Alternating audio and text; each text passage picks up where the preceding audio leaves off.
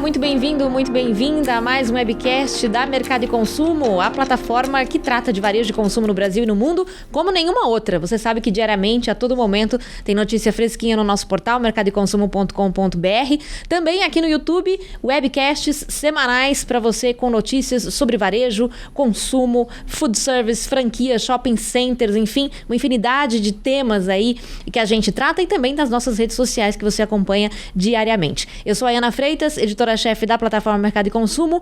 Obrigada por estar aqui com a gente acompanhando mais um programa. Ao meu lado, Gustavo Groman, editor da plataforma. Tudo bem, Gustavo? Tudo ótimo e em áudio também no seu agregador de podcast favorito, hein? Verdade. Hoje a gente está aqui no momento vésperas de um dos principais eventos da América Latina quando se fala de varejo de consumo, né? Varejo de consumo B2B especialmente, que é o Latam Retail Show, edição de 2023. Já tá aí, né, Gustavo? Tá chegando, voando, né? A gente que está aqui acompanhando esses eventos que tratam do assunto, parecia que o Latam estava longe ainda, ali em setembro, já estamos aí às vésperas do evento. Esse evento vai ter mais de 200 palestrantes nacionais e internacionais, mais de 100 horas de conteúdo pago e gratuito e a apresentação de pelo menos 8 pesquisas inéditas. Está imperdível para quem acompanha esse setor. Mercado e Consumo é mídia partner do evento e fará, obviamente, a cobertura in loco, num estúdio montado dentro do Expo Center Norte. E a gente vai fazer aqui justamente um aquecimento para o Latam Retail Show, tratando de um dos temas que estarão lá no palco deste super evento de varejo e consumo. A gente tem aqui no nosso estúdio 2 convidados que estarão no Latam e que vão trazer aqui, dar uma palhinha pra gente do que vai ser falado lá. Um deles é o William Tang, diretor de novos negócios e logísticas da Cainiao, do Grupo Alibaba. Bem-vindo, William. Prazer ter você aqui com a gente. Obrigado, é um prazer estar aqui com vocês. Obrigado pelo convite, obrigado, Win. É um prazer aí. Prazer é nosso. E o Win, que o William já citou, o Win Xie, sócio da Gouveia China Desk. Bem-vindo, Win. Está aqui nos nossos microfones pela segunda vez, por enquanto. Obrigado pelo convite, por enquanto pela segunda vez. Super ansioso pelo Latam, que estão praticamente às portas agora para acontecer, né? Exato, e vocês vão falar de temas aí que estão na crista da onda, para usar um termo bem, uma expressão bem antiga, né? Nem combina aqui o que a gente vai falar, né? Bem o que nova é que não é, né? Exatamente, mas vamos lá. Não é nada inovador perto do que a gente vai falar aqui hoje. A gente vai falar muito de inovação, de e-commerce, né? Do que tem aí vindo para o futuro. William, hoje você atua nessa gigante chinesa, né? Na Cainiao, que faz parte do grupo Alibaba aí. Também já passou por grandes empresas nacionais e internacionais, como Log, FedEx, por exemplo. Então tem aí uma longa carreira, né, com foco no desenvolvimento de negócios, design de soluções para cadeia de suprimentos, entre outros temas vários. Queria que você contasse um pouquinho pra gente justamente, um pouquinho, né, porque é muito aí que você tem um histórico para contar, mas dessa sua trajetória aí, até chegar neste momento aí dentro da Cainiao. Mas é uma coisa legal, né, compartilhar com o pessoal, que nem Steve Jobs fala, quando você olha para trás, você vê os pontinhos e vai ligando. Sendo ligado, né? Uhum. Então, sempre foi uma vontade, em algum momento da vida, a colaborar para uma empresa chinesa, né? Que é da minha origem, e juntar com conhecimento do mercado brasileiro, né? Que é onde é a minha carreira, né? Onde eu nasci. Então, como juntar esses dois lados? Então, desde na FedEx, né? Na parte de desenvolvimento de novos projetos. Então, como gerar uma nova oportunidade, conectando a operação, custos, preço, mercado. Depois Malog, que é o transporte no e-commerce. E aí vinha um grupo Alibaba querendo implementar o marketplace dele aqui no Brasil. E tem um braço logístico que é a Cainiao, que precisava entender que alguém que entendesse do e-commerce, né? E desenvolver uma coisa, né? Um projeto do zero, né? Então essa carreira aí que 8 anos na FedEx, depois mais 1 ano na Log, depois tem outras experiências no exterior. Então, casou, né, de ser o primeiro funcionário aqui no Brasil e está esses 2 anos e meio a desenvolver tanto a logística internacional quanto a logística nacional. Muito trazendo mais e mais tecnologias para o mercado brasileiro, trazendo expertise do grupo lá fora para o mercado, para desenvolver o mercado brasileiro. Muito legal. Imagina o quanto a gente não tem para aprender aí, né, do mercado gigante como o mercado chinês aí, especialmente quando a gente fala em logística, né, que a gente tem tanto desafio aqui no Brasil quando fala disso. Você também é aí um dos primeiros especialistas de origem chinesa a falar sobre e-commerce aqui no Brasil, né? Muito conhecido já por isso, destacar a importância do país asiático nesse contexto global e hoje não há dúvidas dessa importância, né? Dessa força do mercado chinês. Conta pra gente também um pouquinho da sua trajetória aí e como você foi se juntando aí a esse time de experts, como o próprio William, né? Para desenvolver esse conhecimento até do mercado chinês aqui no Brasil. Acho que eu divido um pouco dessa inspiração, acho que desse desejo da origem familiar em algum momento eu trabalhar. A gente nasceu já, acho que em um período onde a China não era reconhecidamente tão desenvolvida, não era uma potência econômica nem política, então não tinha muita conexão. Minha carreira toda sempre foi no comércio eletrônico, desde o startup do submarino, montei minhas próprias empresas e a partir de 2013 comecei a trabalhar com empresas chinesas de tecnologia. Foi o primeiro momento. Até digo assim, se eu tivesse trabalhado com commodities, talvez eu teria mais dinheiro atualmente. Mas não é a minha expertise, né? Então, mas eu fui executivo da Xiaomi na vinda deles para o Brasil e quando eu fui pelas primeiras vezes lá na China para conhecer a empresa, eu entendi que de fato eles estavam fazendo coisas diferentes. Que tem uma origem, obviamente o contexto no mercado é muito diferente, toda a situação, mas tem muito dos modelos de negócio, da mentalidade, isso tudo permeia uma cultura empresarial, de como o mercado se desenvolve. E aí também sempre tive muito interesse e desejo de trabalhar com empresas chinesas e a partir desse momento pude começar a fazer isso.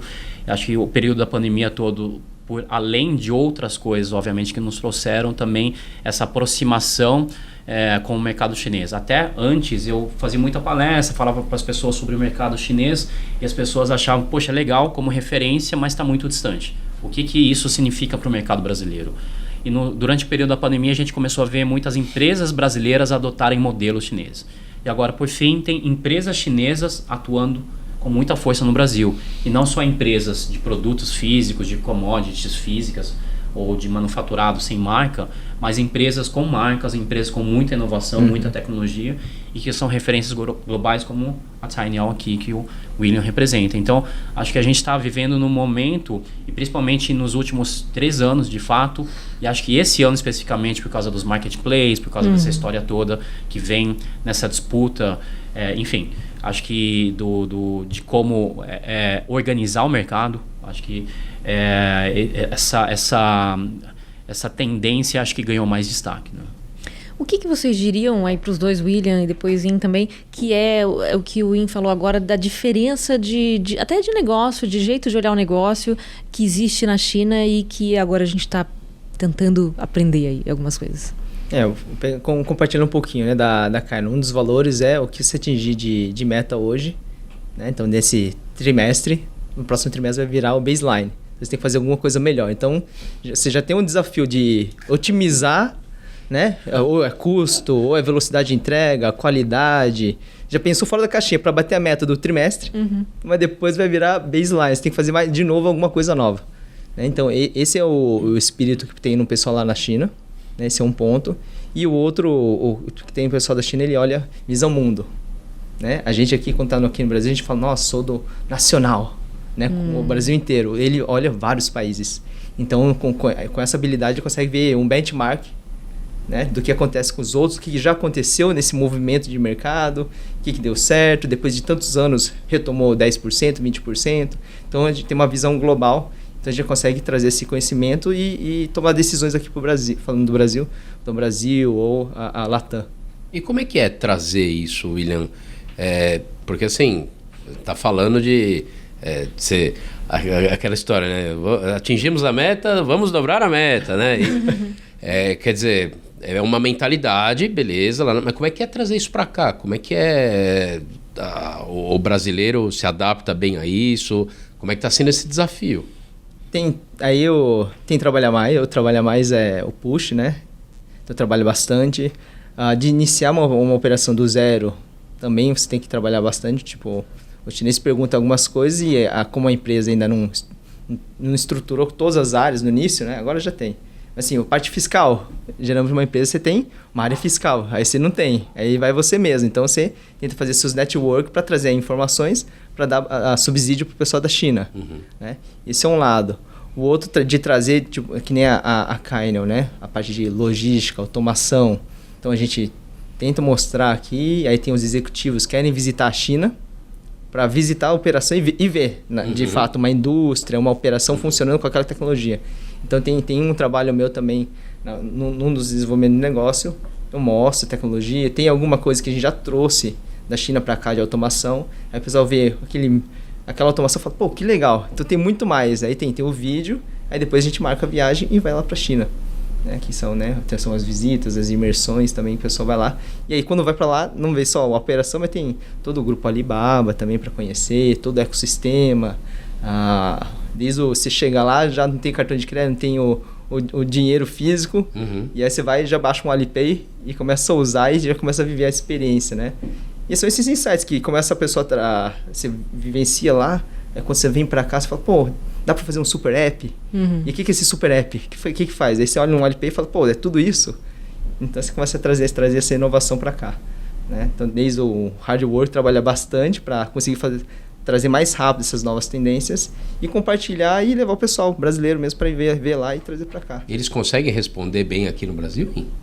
O brasileiro responder a esse tipo de exemplo que traz de lá? Eu acho que quando você consegue fazer... O brasileiro que eu tô falando, o trabalhador, assim, no sentido. Não o consumidor. De uma empresa, de um Isso. Eu acho que assim, numa situação como o William falou, se você tem a oportunidade de ir lá e tangibilizar e ver, obviamente é outra coisa. Mas é a mesma dificuldade que a gente tem para olhar para a China e eles têm para olhar para a gente. São culturas muito diferentes e que trocam um pouco as informações. A gente mora aqui no Brasil e conhece os Estados Unidos talvez como se fosse aqui do lado e na verdade muito por causa da mídia, da cultura, do estudo. Então não tem isso da China. Acho que a gente vem preenchendo e assim, tanto para mim quanto para o William, a gente tem um papel muito de disseminar essa informação mesmo, não só nós como profissionais, mas também como quase missão de vida. Então isso faz parte da nossa visão, conseguir trazer isso, mas de fato é muito diferente para qualquer um. Quando o chinês vem para o Brasil também ele fala, poxa, é muito diferente, né? As referências que ele tem de mídia é muito menor do que um americano tem do Brasil, do que um europeu tem. Para ele é uma coisa muito distante e até porque tem pouco turismo, também tem pouco jornalista e vice-versa também. Então essas coisas, e acho que o complementa e ajuda a desmistificar muitas coisas, mas ainda estão muito no início desse processo. E aí, vamos falar um pouquinho de tendências, né? Vocês vão falar no Latam Retail Show, o painel de vocês tem o título Muito Além do E-Commerce Tradicional, Tendências Globais que estão virando padrão no Brasil. Primeiro, o que seria o e-commerce tradicional, né? Vamos lembrar que até pouco tempo o e-commerce era inovador, só ter o e-commerce já era uma inovação, né? Então, o que é o tradicional e para onde ele está indo? Vocês veem? Posso começar? Até porque claro. Esse título vem um pouquinho da minha visão, como você, o moderador. Eu já chamo e-commerce tradicional porque o e-commerce já tem quase 30 anos, mais de 25 anos só no Brasil. Então a gente já está na maioridade há muito tempo. Então a gente está falando de um formato que, apesar, obviamente, ainda tem uma pequena parte da população, mas ele já tem muita maturidade.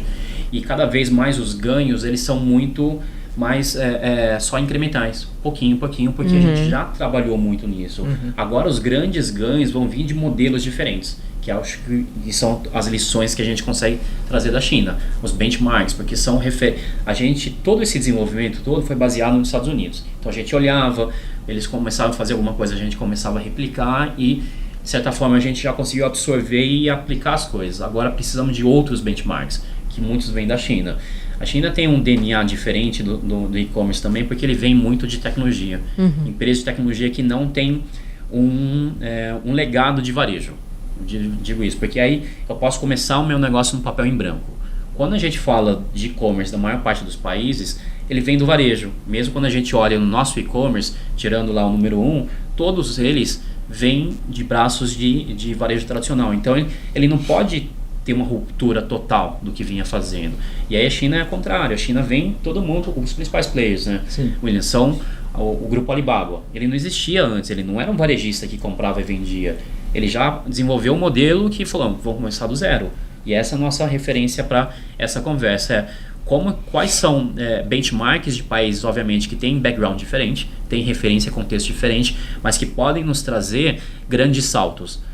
Grandes transformações, porque agora a percepção a gente já atingiu um patamar de penetração do e-commerce no nosso varejo, que vai aumentar 1%, 2%, mas não vai mudar muito. Até porque a gente passou a pandemia, que talvez foi a grande alavanca e nos levou a isso. Então os próximos grandes saltos tem que vir de coisas muito mais. Quanto que é hoje no diferentes. Brasil a penetração? Eu acho que tem alguns indicadores apontam 15% mais ou menos. Então, E era menos de Menos de 5%. 5, né? Exato. Pouco antes da pandemia era esse o cenário, né? Mas tem uma coisa que eu acho que também define ou nos limita um pouco nisso, quando a gente diz o que é e-commerce. Tem muitas pesquisas que limitam, tiram, eu não sei exatamente como estão agora, mas tiram passagens, tiram vendas de carros, que é e-commerce. E tiram até venda de delivery. Delivery na China é e-commerce. Por que eu estou falando, se eu estou vendendo um produto físico ou estou prestando serviço, tem que ser categorias diferentes, né? E aí, a hora que você olha no ecossistema do Alibaba, tem mais ou menos umas 40 empresas.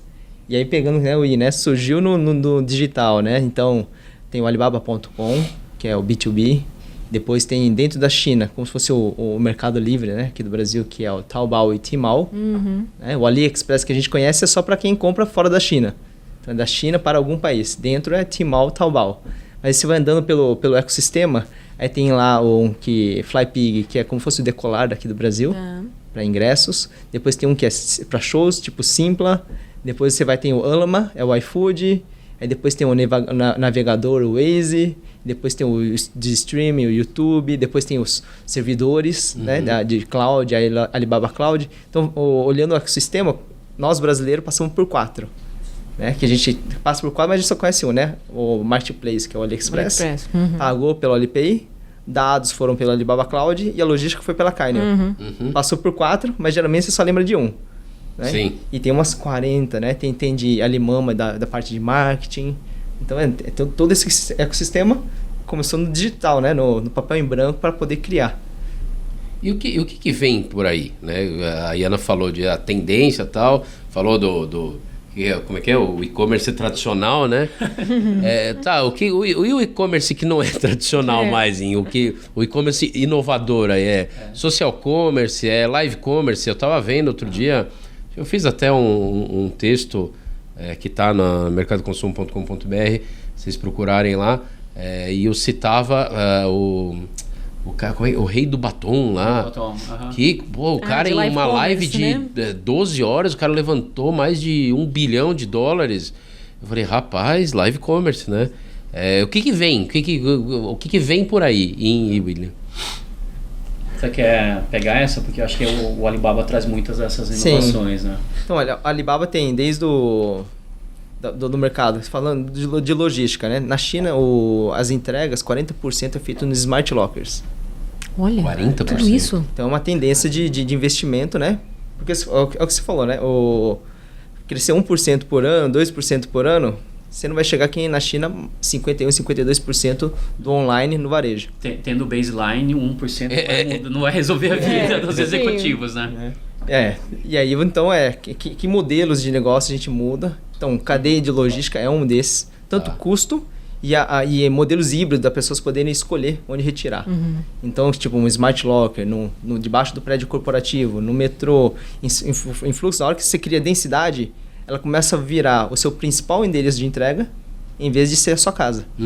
Né? Isso é o primeiro. E aí você pode tirar em qualquer horário do dia, não depende do porteiro do seu prédio, ou você não gosta do porteiro, a salinha lá, né? Nunca pedir favor para ele, né? O cara te odeia, né? O cara ou te deixa esperando 10 minutos, ou você nunca acha o pacote. Então tem N motivos, né, para escolher, desde o portaria eletrônica, né, uma mudança da sociedade. Então tem vários motivos, né, para que o cara escolha o locker, desde que tenha essa densidade. Esse é para consumidor. Agora, falando de custo logístico, né, se você pensar no frete que entrega até na porta de casa, para fazer com que esse frete barateie e fique mais em conta para você comprar online, no modelo atual é esmagando o fornecedor e pagar menos para quem entrega. E quebrando as empresas, né? Quebrando as empresas. Que não é o que a gente quer. E aí o modelo é como você reduz esse valor do frete, né? Com smart lockers, já que um locker se entrega 5, 6, não tem a falha de entrega, o pessoal é ausente, endereço errado. Então você consegue reduzir 10, 15% do custo de frete né, usando uma entrega no Smart Locker. Então você consegue fazer um ciclo de venda, incentivar essa recorrência, ou o frete mais barato, ou você dar um cashback, porque o cara escolheu receber no locker, aí o cara faz a recorrência. Então falando só de um detalhe da logística que faz com que o ciclo, né, comece a aumentar essa penetração, né, pela simplicidade do modelo de entrega. Aqui a gente tem um começo disso, né? Em alguns varejistas oferecem esses Smart bem Lockers. Começo, bem né? Começo, bem comecinho, sim. né? Acho que falta um pouquinho dessa densidade que tem na China também, né, William? Aí a Cainiao, na China tem 1 milhão de Smart Lockers, aí 500 mil é da Cainiao. Mas os outros 500 já são de mais uns 3 operadores logísticos, então a Cainiao é a principal também de densidade. Falando de Hong Kong também, né? Aí são os modelos de entrega, entender a necessidade do consumidor. Então, Hong Kong, 66% das entregas é da Cainiao. Então, Eu acho que isso também vem um pouquinho dessa questão do que a gente está falando do DNA da empresa. Quando uma empresa de tecnologia, ela consegue buscar melhoria, performance em várias áreas. Quando a gente fala de um varejista, ele não tem tanto a pegada de pensar a logística. Ele pensa a logística para chegar na loja. E pensar a logística para chegar no ponto do consumidor é muito restrito a visão. Falar, vou colocar dentro de um centro de distribuição, que é um conceito, na verdade, mais de rede de loja, né? Para distribuir, e ele vai entregar em casa. E não necessariamente precisa chegar em casa, inclusive, né? Essa acho que é uma hipótese que muitas vezes a gente assumiu lá atrás como uma entrega rápida. Eu lembro, tinha um período no e-commerce no Brasil, a gente falava quem era o mais rápido, e não necessariamente o cliente precisava disso, e começava a ficar mais caro e ficar menos eficiente, e a gente falou, peraí, o cliente precisa... Nem precisa, porque é um produto que se ele se planejar bem, e uma boa parte talvez o faça, pode ser barato e chegar a todo mundo tranquilamente e ter um custo acessível. Então acho que tem essas visões, o mercado chinês nos favorece muito, nos traz, consegue mostrar, porque ele não tem, de novo, essa questão do legado, ou onde é o foco da inovação. Quando a gente pensa no varejo, na inovação no varejo, a gente pensa uma boa parte das vezes na interface com o consumidor, onde ele está comprando. Vou inovar na loja, vou inovar no e-commerce, vou inovar na experiência que ele tem, mas, poxa, a logística pode ter um ganho de 10%, 15% em várias coisas, e a gente nem está pensando nisso. Talvez falta de skill, falta de DNA disso, de capacidade, né? Mas aí, pegando o gancho que o Gustavo estava comentando, de fato, assim, a gente traz nessa visão da China a logística e na parte também do consumidor, do usuário, o social commerce, o live commerce. E o que é interessante, de novo, é que muitas dessas empresas chinesas estão vindo. Acho que tem esse aspecto da gente refletir, copiar um benchmark, tentar trazer para aplicar para o Brasil. E outra coisa é o cara que inventou isso está fazendo aqui, que é o caso do live commerce, por exemplo. O Alibaba, acho que praticamente é a empresa que criou esse negócio, e quando começa a fazer, traz todo com um embasamento diferente. Porque quando a gente vê live, ou a gente... A mesma coisa da inovação na loja, né? A gente vê muito na camada superficial, só que a gente não necessariamente entende qual que é a lógica, por que está fazendo isso, ou qual que é o filme que permitiu que o país ou o mercado desenvolvesse até aquele ponto. Na China, não existia tanto as vendas via TV naquele período, o que a gente já tinha. Sim. Só que quando a gente vê live commerce, a gente fala, a venda via TV já tinha. E na China veio muito do live streaming, de transmissão de vídeo, que já era interativo. Então, quando a China vai fazer um live commerce, já é interativo por natureza. Então, sem o chat lá conversando, vira quase você pode transmitir uma gravação que vai ser a mesma coisa, porque para as pessoas não fazem diferença. Então, essas são algumas modalidades que a China vem trazendo. Então, live commerce, de fato, é um. O live ele tem que ter, além do vídeo, a interatividade com o usuário, tanto do apresentador falando quanto do chat, lá conversando entre si, porque são ferramentas que ajudam a converter mais, no final das contas. O chat é fundamental, né? É fundamental. Chat, para fazer uma analogia, é quando você está numa loja física, você está lá ouvindo as pessoas elogiando ou criticando o produto sem você estar conversando com pessoas. É quase isso. Então, é um ambiente onde o ambiente social está fazendo, exercendo essa influência, né? E o social commerce é uma camada de transação nas redes sociais. Então, muitas vezes no Ocidente, como as plataformas de mídias sociais no Ocidente, elas são só mídia, elas não são transacionais, ou seja, no Instagram até tem a funcionalidade do shopping, mas pouca gente usa. Sim. Mas elas, por natureza, elas são mais mídia para gerar demanda para o e-commerce ou para o aplicativo do que transacionar na própria plataforma. E na China é completamente diferente. As plataformas de redes sociais e conteúdo são transacionais. Então você pode ver um vídeo e o vídeo mostra um produto e eu vou comprar sem sair do aplicativo. Então isso já gera oportunidades, experiências muito diferentes. Então o social commerce na China, ele de fato comprar nas redes sociais. Quando a gente fala de social commerce no Ocidente, é compras que foram originadas nas redes sociais e fecharam em algum lugar. Tá. E aí, por isso que a definição, muitas vezes a gente olha, poxa, o social commerce no Brasil. Não existe social commerce no Brasil.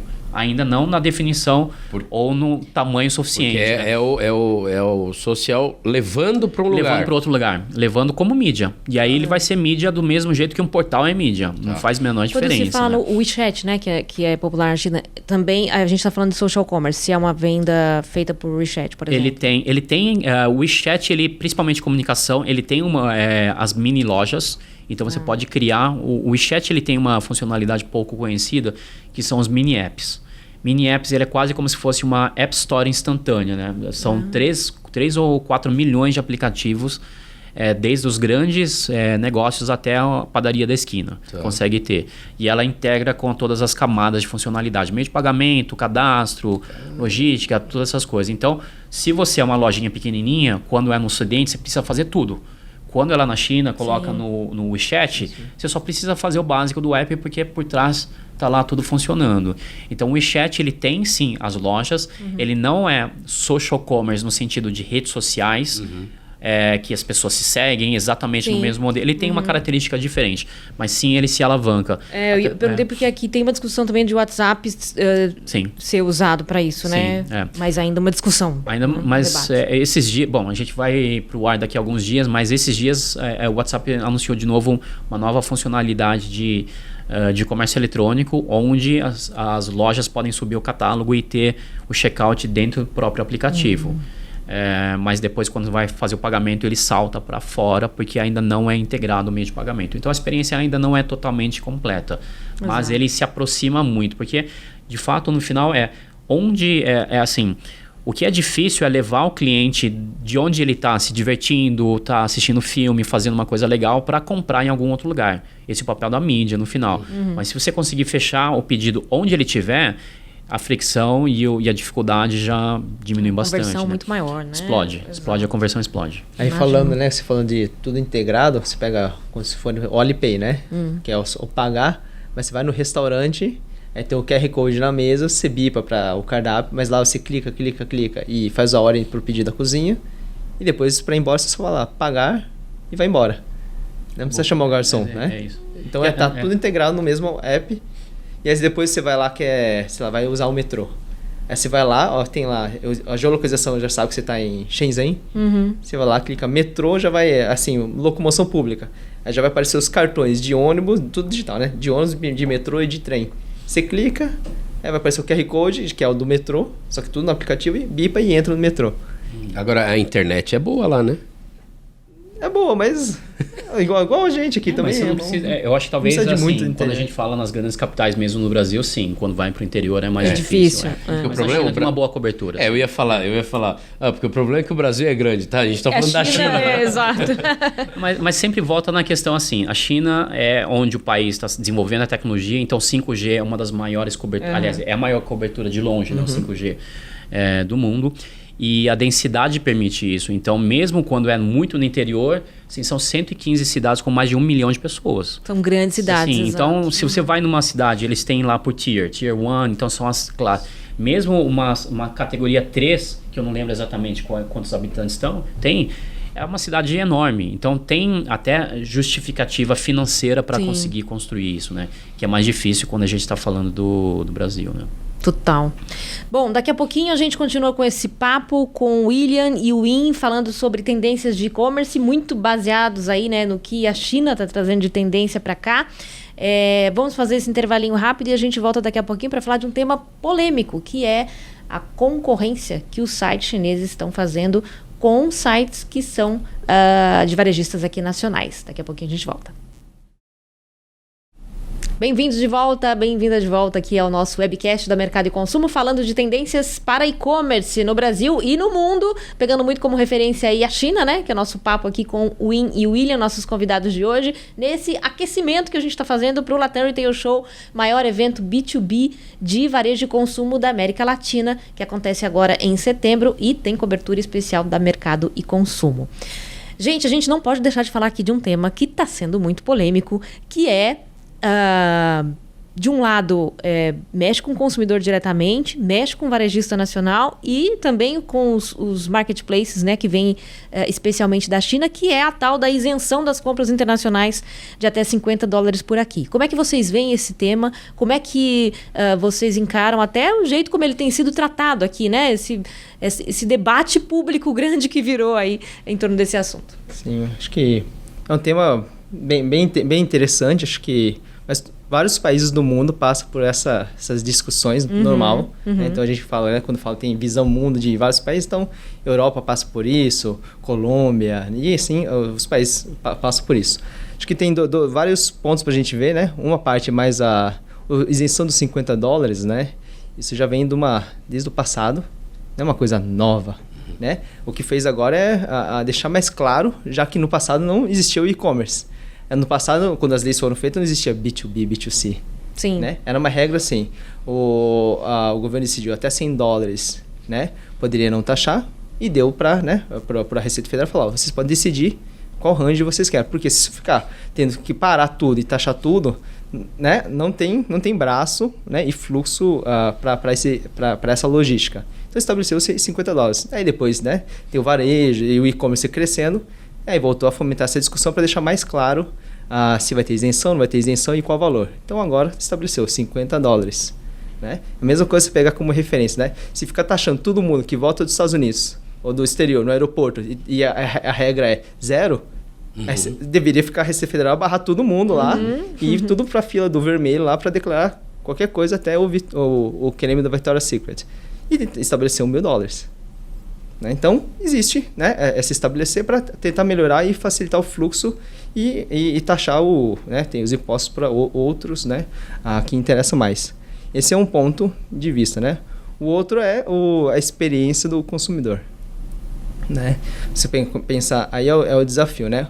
O varejo tem que inovar nacionalmente, pensar no cliente, ter essa velocidade, sair do tradicional, né, e se atentar um pouquinho para a tendência do que tem no mundo, para a experiência do cliente. Você pega do tipo 28% das mulheres do Brasil são negras, né? Então aquelas perucas americanas, né? Elas aqui não teriam esse acesso. E agora com o cross-border, né? A parte vinda da China tem acesso a mais variedades e a um preço mais competitivo. E ela consegue ter esse uso e seguir uma tendência. Ou a roupa de oversize, né? A roupa. Então, as roupas que vende aqui, ou que fabrica aqui, fala assim, você só tem essas opções. E pronto, você tem que se adequar ao que eu quero te dar de experiência. E agora tem acesso a vários, né? A mesma coisa assim, o varejo nacional te dá a opção das roupas que ele acha que você brasileiro deveria usar. E às vezes você gosta da cor do indiano, gosta do estilo do europeu, mas o varejo nacional não produziu ou não trouxe, né? E você começa a ter esse acesso também, de poder ter a experiência de trazer diferente. Ou você falar, o varejo fala assim, você só tem esse cabo do iPhone aqui para você comprar. É ruim, mas é o que você tem. Né? Agora, com a nova forma de e-commerce, você tem acesso a todos os outros tipos. Então, o desafio é como que o varejo nacional, eu vejo, né, se adapta nessa velocidade, entender o consumidor, trazer experiência, mais novidades. Né? E se fala do internacional, a gente usa frete aéreo. Né? É muito mais caro do que você encher um container com 20 mil peças e trazer. Né? O custo de frete é muito menor. Né? Tem uma competitividade também do varejo nacional que faz a importação formal ou produz aqui, né? Versus o que vem do cross-border e tem isenção de $50. Mas tem o frete lá. Uhum. Quando estava falando da história aí do varejo nacional se adaptar e tal, eu fiquei lembrando de remotos tempos em que a gente não tinha acesso a nada que era de fora, né? Antes de Fernando Collor, por exemplo, né? E ali também foi um choque, uma quebra de paradigma, aquele momento, né? E até no sentido abrir o país, e a indústria e o varejo entenderem que não tem volta e agora vamos ver o que fazer, né? Sim. Acho que é quase um momento assim que a gente está enfrentando, talvez, né? Uma reabertura, quer dizer, uma nova abertura para novos horizontes. Né? Sim, sim. Eu acho que assim, o que tem que ser tratado é uma competição justa e não, na verdade, se utilizar isso para mascarar talvez ineficiências. Que possivelmente eu estou dizendo possivelmente porque talvez cada empresa tenha uma situação diferente. Assim, uma coisa é certa, é que essas grandes empresas, muitas, o Alibaba de capital aberto, ela não vai fazer investimento, inclusive, em um lugar onde ela sabe que amanhã pode dar muito problema. Então, as regras são boas para eles também. Então, não... Acho que assim, de uma forma geral, obviamente pode aumentar o custo, essas coisas, diminuir um pouco a competitividade, mas é bom para o mercado geral como um todo, inclusive para as empresas de cross-border. Eu lembro de 2006, um cara veio aqui, executivo de uma dessas empresas, da primeira fase até a do cross-border, ele me falou assim, é difícil, é legal, assim, legal, é bom do ponto de vista de negócio para ele, mas não de longo prazo. Porque amanhã pode mudar, como está acontecendo agora, e eu vou ter que todo o meu investimento vai para o ralo. Então, isso é importante para a indústria como um todo. Acho que como e-commerce e as regras colocadas, e a partir disso, ok, definiu, agora a gente vai todo mundo vai jogar o mesmo jogo. Seja alguém que vem de fora tem uma taxa extra, enfim, não importa. E essa isonomia, na verdade, tem que ser feita não só adicionando valor. Acho que tem outros pontos em toda a estrutura de custo da cadeia de distribuição que tem que ser avaliadas para chegar a isso. Porque como o William falou agora, ainda mesmo depois do Fernando Collor, a gente está 30, 40 anos depois, a gente ainda tem muita restrição de produtos. Sim. A gente tem muita dificuldade para chegar. E por que a gente não tem acesso? E a gente vai colocar mais uma taxa para colocar. E a gente está... se essa taxa for igual para todos os produtos, a gente vai continuar na mesma coisa. Acho que esse é um ponto principal.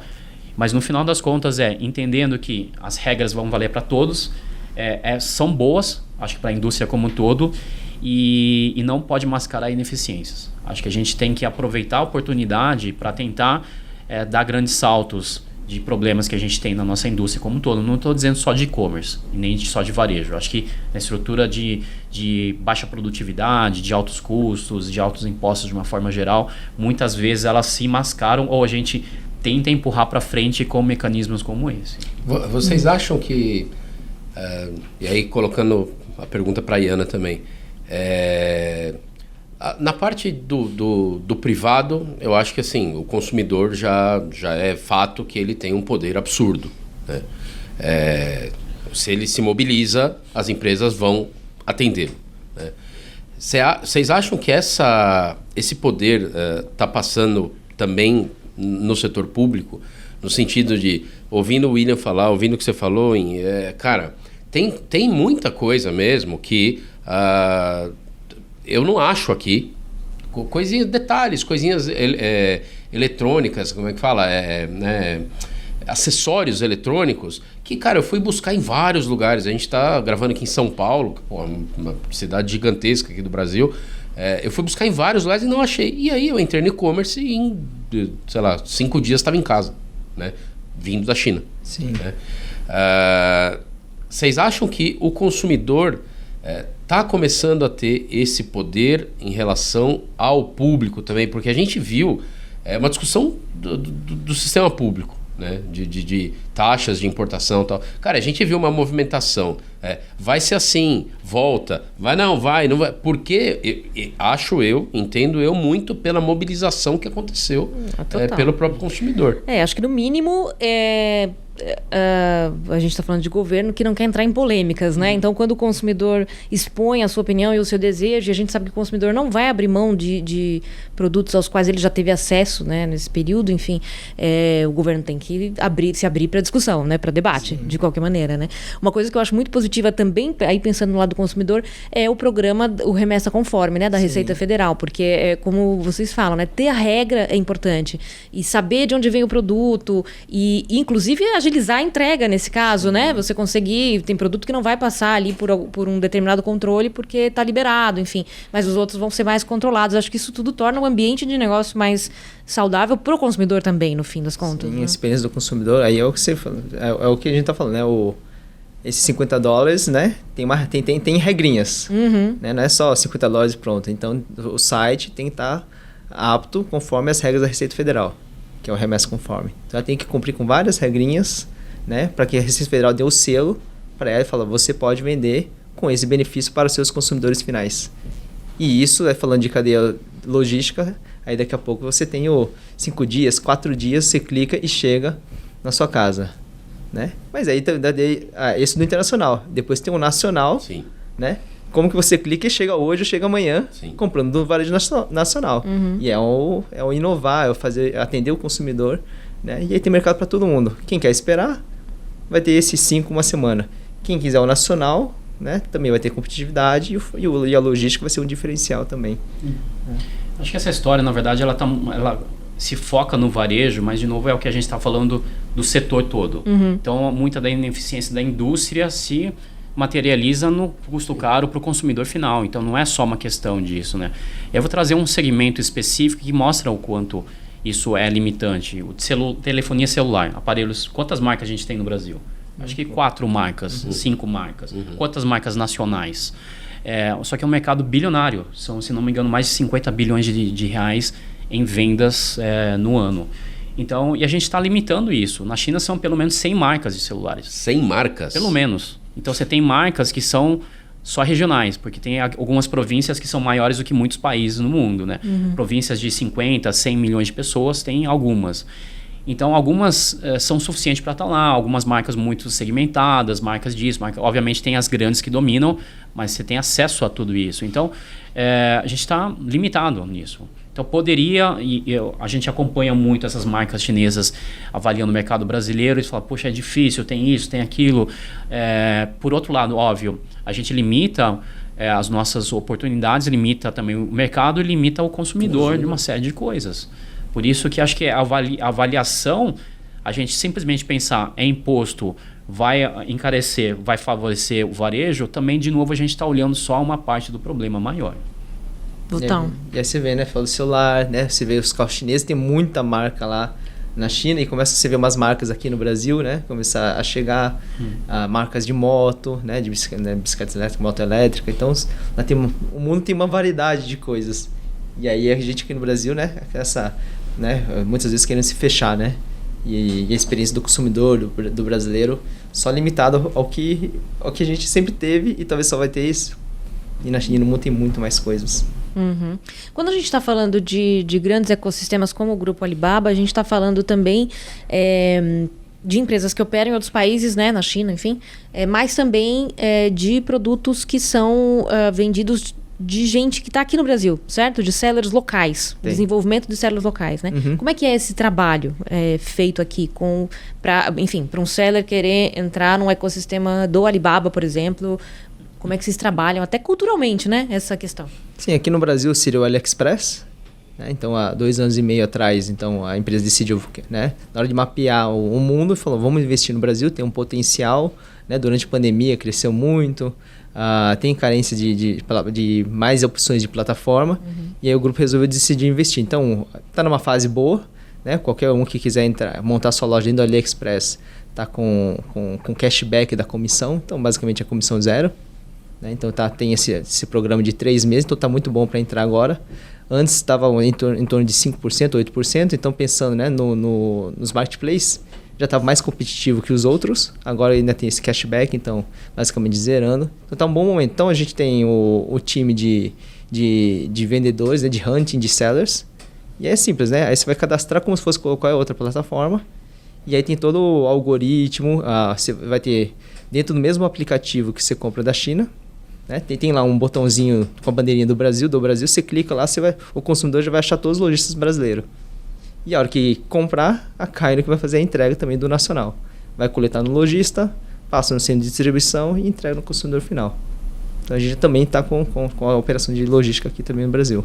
E aí, falando de logística, cada vez mais trazendo tecnologias que tem da China para eficiência na cadeia. E também a gente não pensa só no nosso grupo ou na Kaino, a gente também quer desenvolver o mercado como um todo. Então essas automações aqui que a gente traz da China para cá, a gente também está fornecendo para outros transportadores, outras empresas de varejo que queira armazenar com mais eficiência, né? Separar carga com mais eficiência, não só do e-commerce, também para o B2B, a gente também está ajudando as empresas nacionais com isso também. Quais os principais desafios dessa parte de logística aqui e também o que vocês enxergam como oportunidades? Eu falei desafios, não quis usar dificuldades, né? Então, quais os principais desafios e o que vocês entendem que são oportunidades também da logística aqui no Brasil? Na época da FedEx tinha muitos desafios tipo, automação é caro, nunca a conta vai fechar, e aí como estratégia você acaba deixando de investir em tecnologia. Agora que trabalhando dentro do grupo, a gente consegue ver que tem como colocar tecnologia, né, com custos não tão caros que nem equipamentos europeus e americanos, e começa a viabilizar, trazer essa eficiência. Um exemplo, né, uma pessoa que vai separar a carga no armazém. Geralmente uma pessoa anda 20 mil passos no dia e pega uns 250 itens por hora. Tá. Com tecnologia, a gente consegue subir para 500 itens por hora, e aí as gaiolas, os pedidos, né, os produtos vêm até a pessoa. E aí ela não anda mais nada, não precisa andar os 20 mil passos e aumenta a produtividade. Logo você consegue reduzir pela metade o custo logístico, né, nessa etapa. Deixa eu te perguntar, e aqueles robôs que a gente vê bastante nos vídeos que vão fazer a coleta na prateleira dos produtos, depois vem, como que você vê eles funcionando aqui no Brasil? Esse é só um pedacinho dessa tecnologia, né? É para um perfil de pedido. Depois tem o perfil de pedidos que é pouca movimentação, aí é outra tecnologia. Então a gente pensa em trazer para cá, mas acho que a gente tem algumas etapas antes de chegar nesse robozinho, né? Um AGV. Então tem começando com uma sorteirização de pacote, né? Que é uma das tecnologias, e o outro é trazer mais densidade de armazenagem. Em vez de usar 2 prédios, você consegue armazenar em um. Então a gente tem essa etapa e depois que você organizando dessa forma, entrar com os AGVs para movimentar. A gente visitou em janeiro lá na NRF o centro de distribuição da Amazon, né? Uhum. E tinha ali, não sei se é o mesmo robozinho que o Ian está falando, mas tinham vários robozinhos buscando e levando as coisas e tal. E eu fiz uma pergunta, né, pro cara lá da operação que estava fazendo a visita com a gente. Eu vou repetir a pergunta para vocês, depois eu conto qual foi a resposta dele. Tá?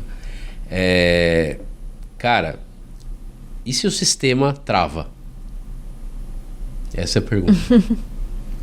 Acho que tem essa ação.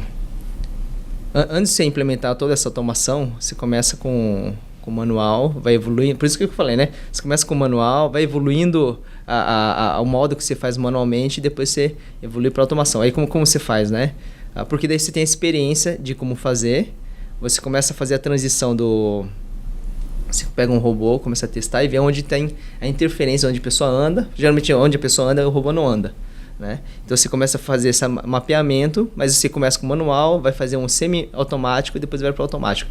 Você tem isso. Agora você tem as contingências, claro, se parar tudo e acabar a energia e derrubou o poste, né? Não tem Wi-Fi, mas a gente sempre trabalha com contingências, né? Desde um servidor local, não depender de tudo, depender da nuvem em um local distante. Quando a gente fala um sorter, então a gente coloca o servidor dentro do armazém, né? Então a transição de dados está lá dentro, não está dependendo de um servidor lá longe. E depois esse servidor transmite para um outro. Então a gente faz algumas contingências, tem sim. Eu fiz essa brincadeira porque o cara lá da Amazon falou assim, é por isso que a gente tem uma equipe que não deixa isso acontecer e tal.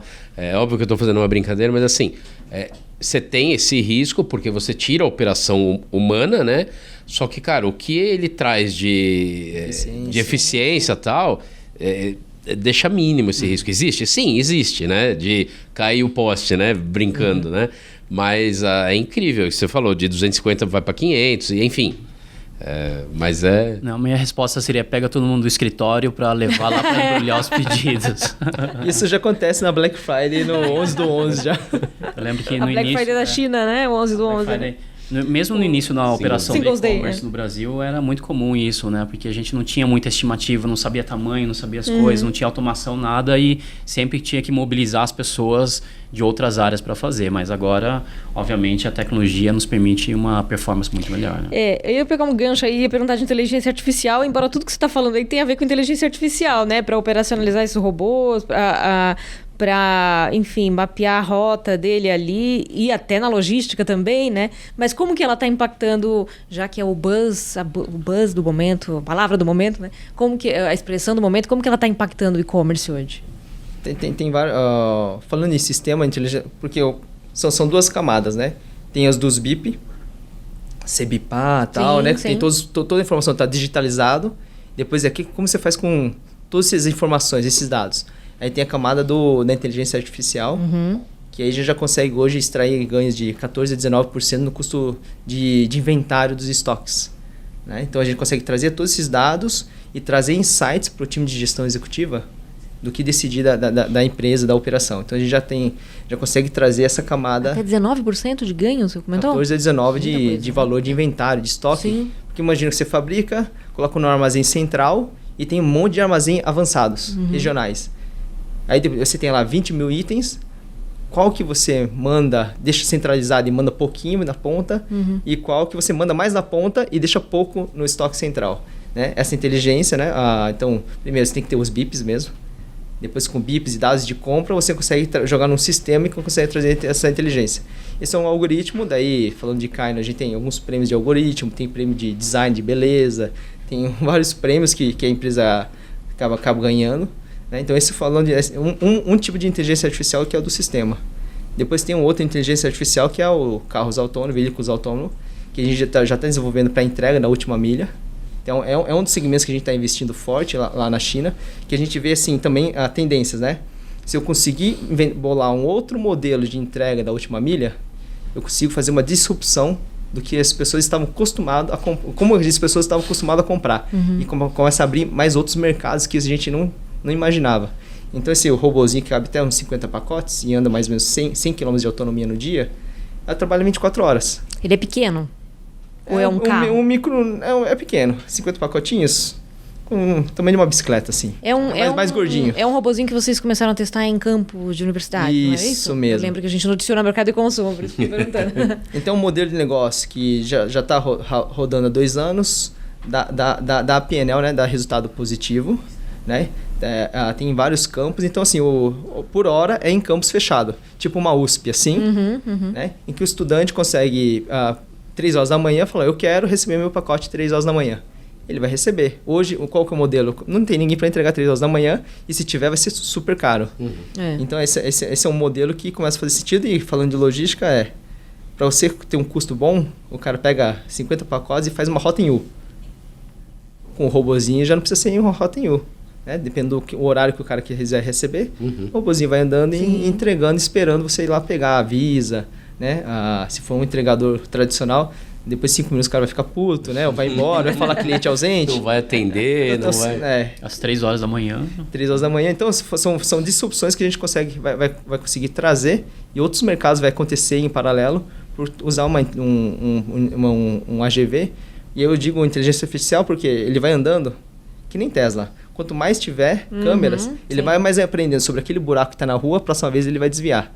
Né? Sobre a árvore, né? Sobre o fluxo. Então, essa inteligência artificial vai filmando, vai gravando e fazendo o robozinho, o AGV, andar melhor, né?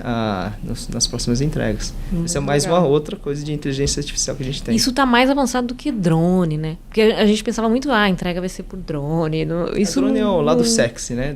Né? Ficava uma coisa meio capacidade futurista, de peso, né? autonomia. Exato, Não tem. Drones acho que são um uso muito específico, né? Eu lembro durante um dos grandes terremotos Acho que a impossibilidade de chegar, a entrega, sim. eles usaram drones para chegar, mas acho que são aplicações muito específicas, isoladas. Para É que locais, no né? imaginário, né? No imaginário exato. é o bonitão, né? Você tá lá no seu prédio, aí aparece um drone na sua janela e te entrega alguma mas coisa. esse robozinho deles é incrível, eu acho sensacional, porque é uma coisa compacta, né?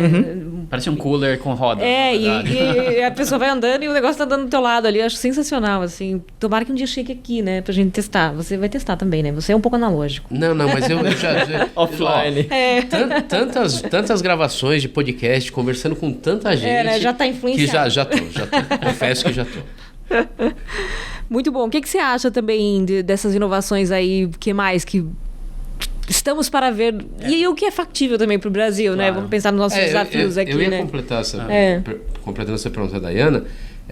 Óbvio que a gente falou lá no começo de, tipo, falando de China, né? Pô, a cultura é diferente e tal, então vai ter coisa que não vai se adaptar porque a cultura brasileira é outra e tal. Mas falando assim, pensando no Brasil e olhando para um macro, assim, né? Para um geralzão. Que momento que o Brasil está, assim? Ele está num momento que está maduro para receber inovações e se adaptar pensando no macro. Vai ter coisa que não vai estar.